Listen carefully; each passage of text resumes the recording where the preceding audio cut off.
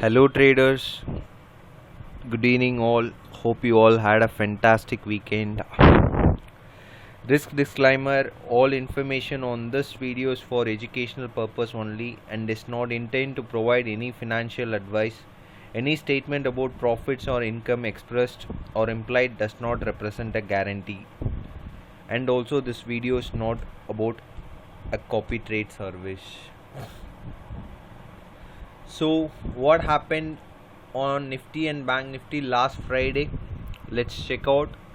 And what is likely to happen this week? What is the broader range look like, or a higher time frame trend looks like? Let's just go in a detailed analysis.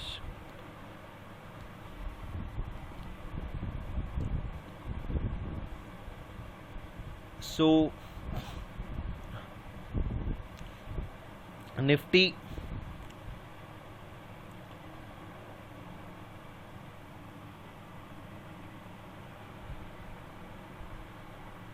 on Friday opened a gap down. Even spot opened a gap down. Future almost opened near about say like 140 points gap down.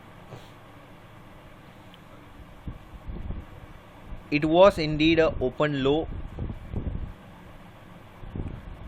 So what happens, as I always say, most of the stop losses been placed below this open low, because there are few people who say like open low, because they keep it simple, right? Yeah, it works, but not always.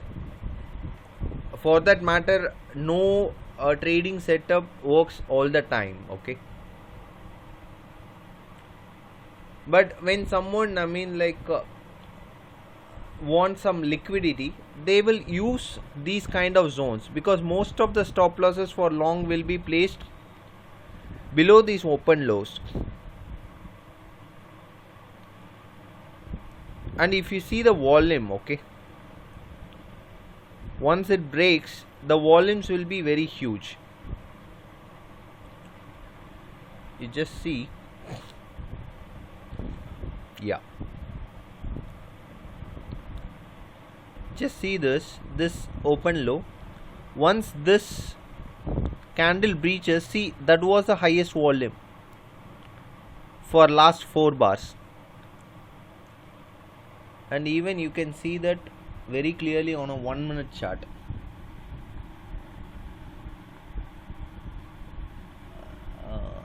Yeah, see here, this was a open low.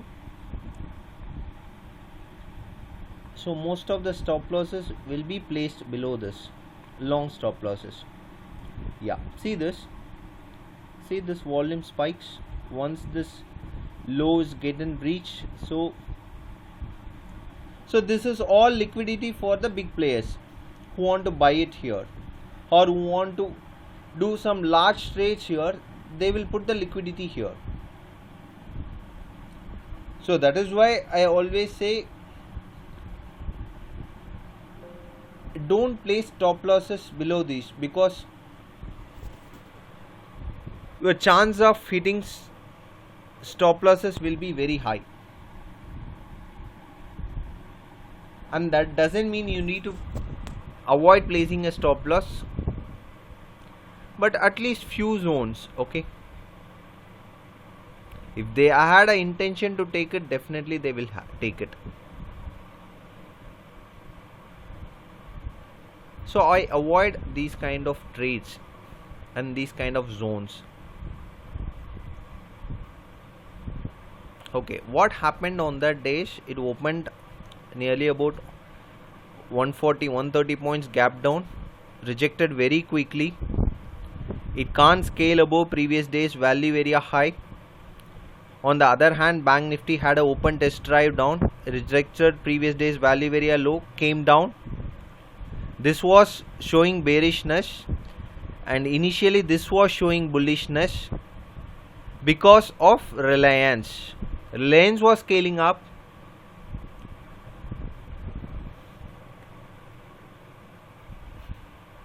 Yeah, Reliance was scaling up, Bank Nifty was scaling down. So this boy get confused where to go and with whom I need to go. So once Reliance stopped here, just listen, once Reliance stopped here and it retraces to VWAP, and during that time when Bank Nifty tanked,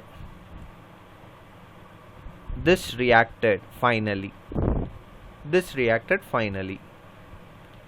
So when a heavyweight is going for 2 or 3%, and when this is doing opposite, better to avoid. That's why I said this range on the previous video, this range is going to take your stop losses a lot, take your money a lot. You need to be very nimble. I am talking about index trading,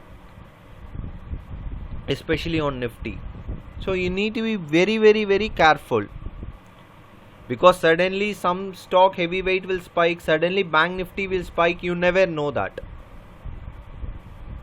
Stop loss hunts will happen. If you see this was a breakdown, if you keep a stop loss here, that will also get hunted. A very tricky zone. So until a trending move starts, wait, because by aggressively trading this zone, you will lose your capital just like that. Just go and check how is your trading performed on this last 2 days or last 3 days. Most of you would have been confused. On the other hand, Bank Nifty was an easy shot. Once this open test drive down happened, it was an easy shot for this VPOC test, and it took a support around this zone. Again it went up, taking Nifty along with it. So now it's like a double force. Reliance helping out with going days high, Bank Nifty also spiking, and this spiked, tested 11,200 POC and stalled there. Okay.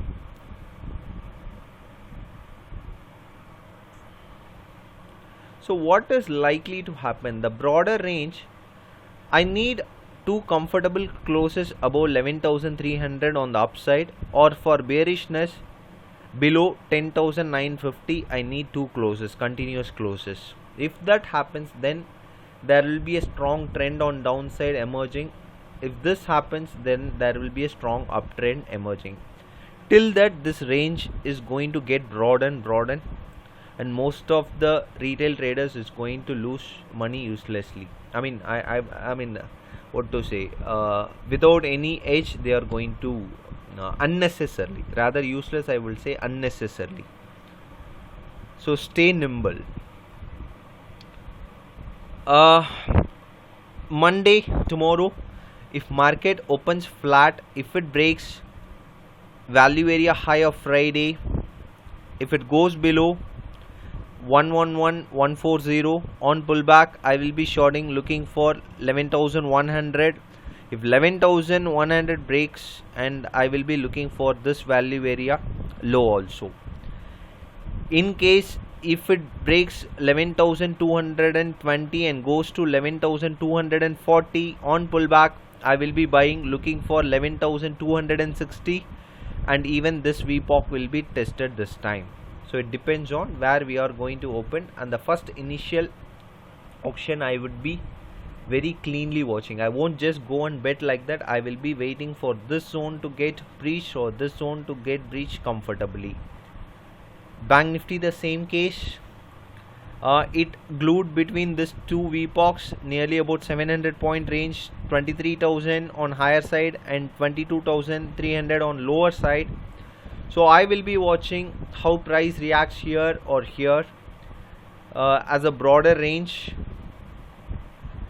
If Monday Bank Nifty opens above 23,000 and scales about 23,150, showing that strength on pullback, I will be buying looking for 23,300, and 23,428 or 430 mark.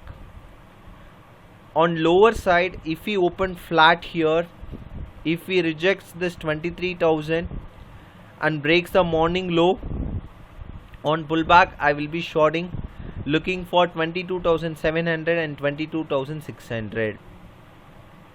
We need to break 22,200 comfortably for any big downside move, or 23,300 for any good upside move. That is the broader range. Stock specific, okay, before that I will also so on open interest 11,000 put, highest open interest on put side, 11,500 highest open interest on call side. So this is a kind of 500 point range. That says next week the volatility is going to be a lot, the range is going to be good to play. Change in open interest specs around 11,200 and 11,100. So let's watch how this is going to pan out. Being a expiry week, main expiry week, it usually used to be high volatility, so we can get one or two good trades next week at trending moves. So let's watch which side it is. Without bias, just go and approach it. On stock specific, Indocent, the other day some news came, breach and spiked, and just done our 535 prop zone within just one shot. Someone asked in the Twitter, sir, how to find such a stocks? It was purely some sort of news driven, but until unless, because from this day we had this in our long radar but not breached the trend line comfortably, so we were waiting and this zone got breached. Until unless you have in your long list, you can't play this move. Okay, so next stock I am looking for is HDFC for long position. So if we open flat and breaks 1865, okay, on pullback I will be buying, looking for 1890 zone and 1910 zone. In case if it is a gap up, if this rejects, I will avoid it. Okay, so depends on where it opens and how this 1860 zone holds. I will make a trade plan or a trade around that. So a lot of people also ask me what books to read. Read more books on psychology, I mean trading psychology. Listen to a lot of podcasts on psychology. That would do good. I mean, like, whatever method you use, at the end of the day it's all about risk management and psychology.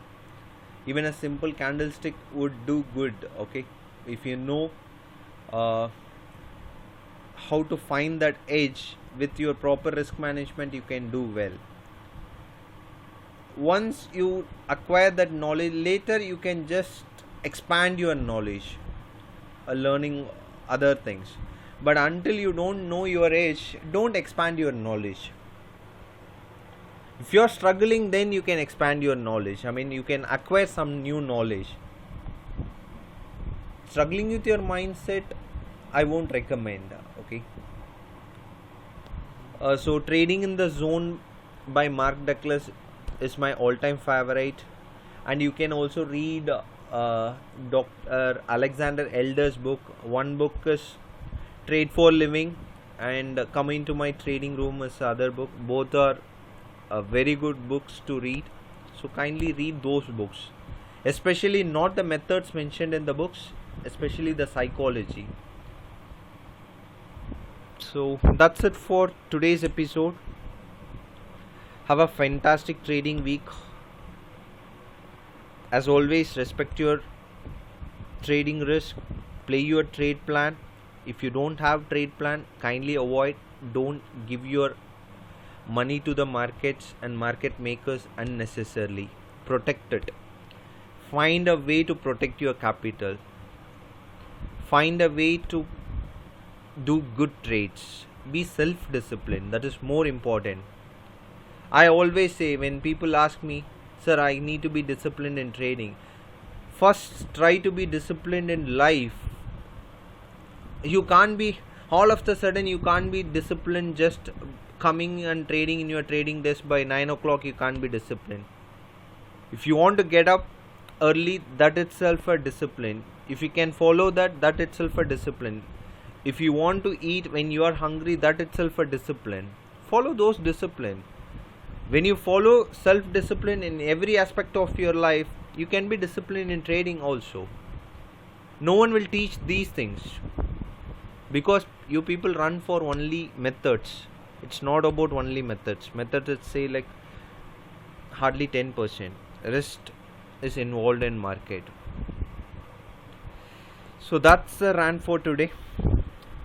Good night guys. Catch you all on next episode. Bye.